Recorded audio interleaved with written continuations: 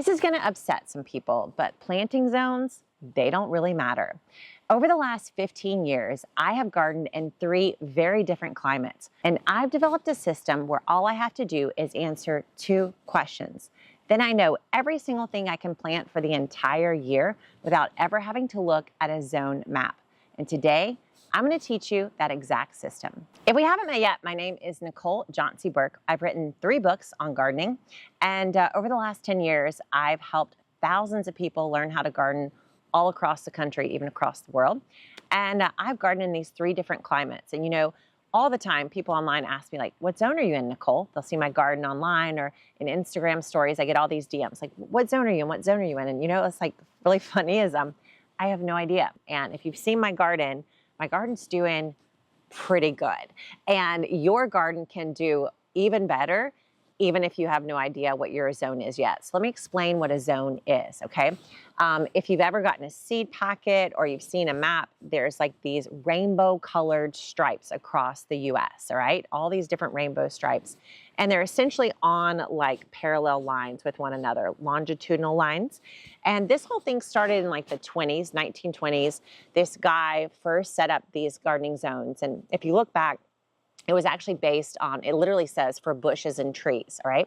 So he developed the zones, and then the USDA, they adopted this like a few decades later, I think around the 1960s, and they created the official USDA planting zone map. Now, here's the thing I had no idea about when I started, because everyone was just like, oh, you need to know your gardening zone. I didn't realize that the garden zone is based on, get this, the minimum temperature, the lowest temperature of that area for the whole year, all right? So the whole thing is just based on the lowest number for the whole year. That's where the zone comes from. And essentially, it's telling you what bushes, trees, what perennials, plants that stay in the landscape year after year. It's telling you which of those trees and bushes would make it, would survive the coldest temperature. That's what a zone is, and that's why a zone doesn't matter for an annual vegetable garden like this one. So when it comes to growing an annual vegetable garden, the minimum temperature really isn't that big of a deal. Instead, you need to answer 2 key questions. This is what I teach all of my students. It's in my books. The first question that you want to answer is your high temperature for every month of the year. So any given month of the year, January through December, what is your average high temperature? You can find this out just by going to Google, Googling average high temperature, high and low temperature, and then name your city. So you're gonna just write this down, the high temperature for every single month of the year in your town or city. Now I'm gonna tell you the second thing you need to know, but first let me just explain why you need to know your high temperature. All of the plants that are growing in your annual vegetable garden, they are affected by this second factor we'll talk about, but they're most affected by the high temperature of each month. That high temperature, all of our annual vegetables, from things like cucumbers and eggplant and basil and arugula, carrots, beets, they all have this internal DNA that determines what temperature range they thrive in. And it's really more about the high temperature. Almost all of these annual vegetables, they have a high temperature that they need in order to get to their full maturity. And then they have a high temperature that is actually too high, too hot, where it suddenly stalls their growth and makes them bolt and go to seed, all right? So when you know that high temperature, that is the first thing you need to understand to figure out what's possible in your garden, no matter where you're gardening. Now we know the high temperature of every single month. Now we just need to answer one other question, and that is there a chance of frost or not for each and every month? So you go from January all the way till December, list out your high temperatures, and then you're asking the question at night, the coldest part of those days in that month, is there ever going to be a chance of frost? And it's just simply yes or no. So once you understand these 2 things, what are my high temperatures and is there a chance of frost? Now you can figure out what season you're in. We have a system at Gardenary. I teach this in my book, Kitchen Garden Revival. I'll put a link to it if you don't have it.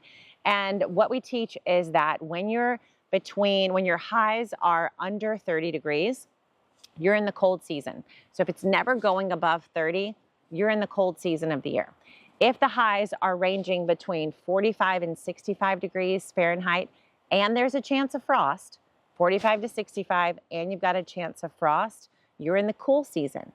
If you're going from 65 to 85, you're in the warm season if there's no chance of frost, all right? And if you're 85 and above, you're in the hot, and there's probably not a chance of frost if you're above 85 degrees with your high. So we label every month of the year one of those seasons: cool, cold, warm, or hot. And boom, you now have your plan for the entire year for your garden. And it's not based on one minimum coldest degree of the whole year. It's based on how the temperatures change month after month after month. Because if you haven't noticed, all these plants in the garden, they're growing rapidly, right? They're changing day after day, and they have these really short life cycles, 90-day life cycles. So those planting zones, they're made for trees, they're made for bushes, they're made to let us know, should I plant an orange tree here? Probably not, because it's gonna get too cold for the orange tree. But if you're growing an annual vegetable garden, which is what we're doing here at Gardenary, those planting zones are not gonna help you. Those numbers aren't gonna inform you. What will is knowing your high temperature and knowing whether or not there's a chance of frost. Every plant in the garden can be divided by those seasons. There are plants that love the hot season, plants that love the warm, plants that love the cool, and plants that love the cold.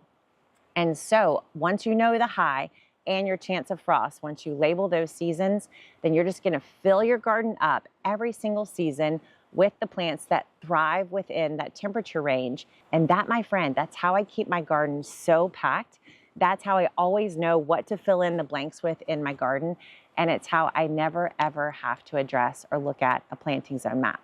Now, just recently, I think in like 2023, they adjusted the planting zone maps and moved everybody up, I think, by a few degrees or something like that. And honestly, the news just kind of came and went for me because it didn't matter in my garden at all. All I needed to do is know the high temperatures and whether or not there was a chance of frost, and I always knew what I should plant. If you want some help to know how to plan out the months in your garden, I have a whole video on planning your garden for the year right here.